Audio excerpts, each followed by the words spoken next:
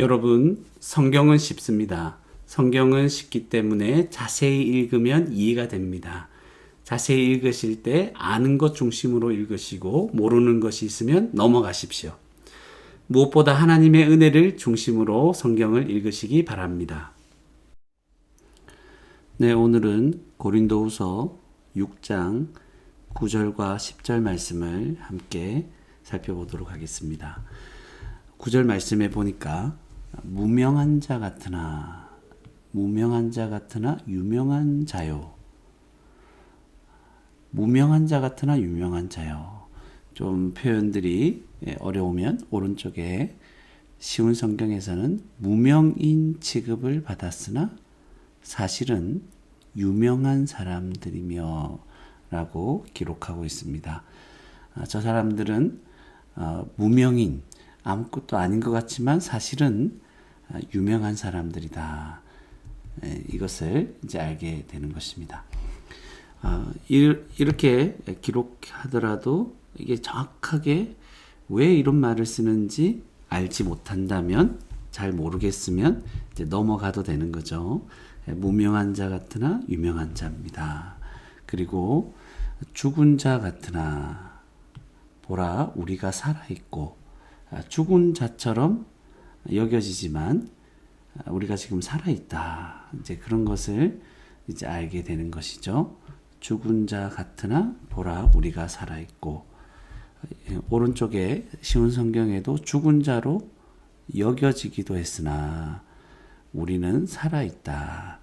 여기서 조금 더 생각을 해보면 죽은 자 같으나 그가 고난을 받았음을, 죽음에 이르기까지 고난을 받았음을 좀 생각할 수 있을 것 같습니다. 죽은 자 같이 보였지만 지금 살아있구나. 그리고 징계를 받은 자 같으나 죽임을 당하지 아니하고, 갑자기 왜 징계라는 말이 나올까? 이제 생각이 들 때 어렵게 생각하지 마시고 쉬운 성경을 보면 이제 매를 많이 맞았지만 죽지 않았습니다. 마치 징계를 당하는 것처럼 매를 맞고 이제 형벌을 받는 것처럼 어떻게 저리 고난을 많이 받을까? 징계를 받는 자처럼 여겨지지만 죽임을 당하지 않는다는 것. 그래서 바울 사도는 무명한 자로 여겨졌지만 사실은 유명한 사람이고, 죽은 자 같이 보였으나 사실은 살아있는 것이죠. 그리고 그런 많은 고난을 받아도 지금 살아있고, 징계를 받는 자 같으나 매를 많이 맞아도 죽임을 당하지 죽지 않았다는 것을 이제 말하고 있습니다. 그만큼 바울 사도가 많은 고난을 받았다는 것을 생각을 합니다. 그 가운데서도 그는 죽지 않고 살아있음을 생각하게 됩니다. 그리고 10절에는 근심하는 자 같으나 항상 기뻐하고, 사람들이 보기에는 그가 근심하는 자처럼 보이는 것이죠. 그러나 그는 항상 기뻐했다는 거죠. 근심할 수밖에 없는 그런 모습인데도 이제 항상 기뻐하는 모습을 보이고, 가난한 자 같으나 많은 사람을 부유하게 하고, 가난한 사람은 어떤 사람들을 부유하게 할 수 없죠. 가진 것이 없으니까.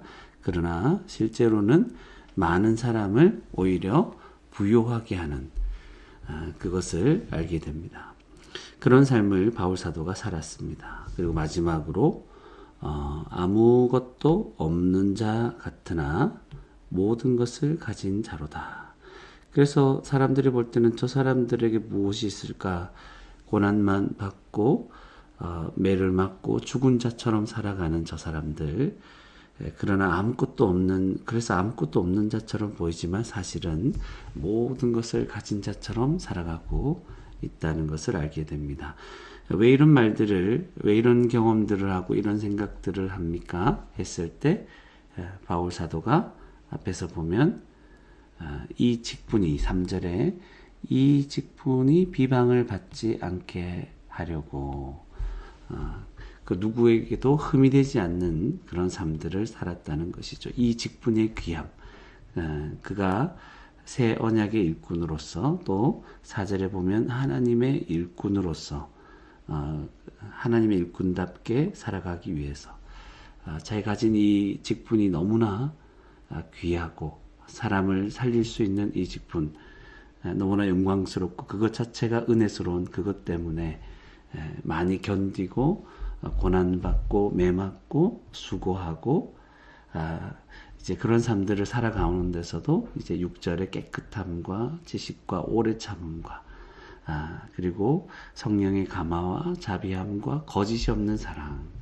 7절의 진리의 말씀 하나님의 능력으로 의의 무기를 좌우에 가지고 하나님의 그 의의 무기 즉 하나님 말씀을 가지고 그렇게 살았다는 거죠. 그래서 그런 직분 때문에 영예도 얻기도 하지만 모욕도 받기도 했고 사람들에게 비난도 받기도 했지만 칭찬을 받기도 했고 거짓말장이라는 그런 취급을 받기도 했지만 참되다는 거죠. 저 사람들 무명이다 아무것도 아니다 그러나 사실은 유명한 사람이고 죽은 자 같이 저 사람 죽었을 거다 이런 생각을 사람들이 그렇게 보지만 사실은 우리가 살아있고 징계를 받은 자처럼 매를 많이 맞았지만 우리는 죽지 아니하고 근심하는 자처럼 사람들이 보입니다.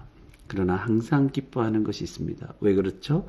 이 모든 것이 다 그가 받은 직분, 복음으로 그가 받은 구원 때문에 일어나고 있음을 자세히 읽으면서 생각하면서 알게 되는 것이죠. 가난해서 실제적으로 그에게 아무것도 없는 것 같지만 복음으로 그가 받은 그 직분으로 사람들을 부요하게 하는 자다 10절에 그래서 아무것도 없는 자처럼 보이지만 사실은 그 복음이 말하는 바 하나님께서 주신 것은 예수 그리스도로 말미암아 모든 것을 주셨다는 것을 알게 되는 것입니다.